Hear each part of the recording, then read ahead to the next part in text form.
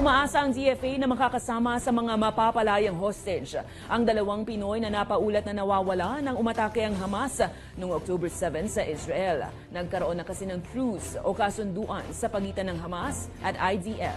May balitang A to Z Overseas, si Billy Torres.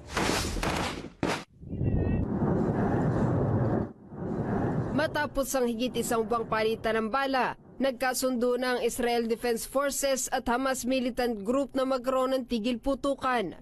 We've been working on this intensively for weeks, as you all know. I've spoken recently about it with both the Prime Minister Netanyahu and the Amir Qatar. And my team has been in the region shuttling between capitals. We're now very close, very close. We could bring some of these hostages home very soon. Ayon kay Israeli Prime Minister Benjamin Netanyahu, hindi naging madali ang desisyon pero naniniwalang tama ang kanilang hakbang.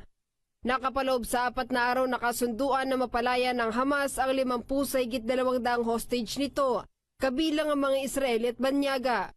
Kapalit nito, hiniling naman ng militanteng grupo na palayain ng Israel ang nasa 150 Palestina na bilanggo doon. Umaasa naman ang Department of Foreign Affairs na mapasama sa mga palalayaing bihag ang 2 Pilipino na nawala noong kasagsagan ng pag-atake ng Hamas sa Israel. Sa gitna nito, pinagtibay ng UN Security Council ang resolusyong humanitarian pause.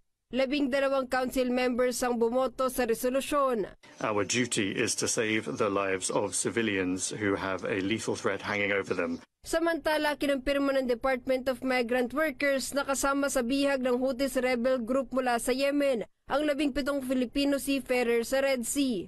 Sa ngayon, nakikipag-ugnayan na rin ng DFA sa shipping at manning agency ng naturang marine vessel para matiyak ang kaligtasan ng mga Pinoy. Para sa Balitang A to Z, Billy Torres.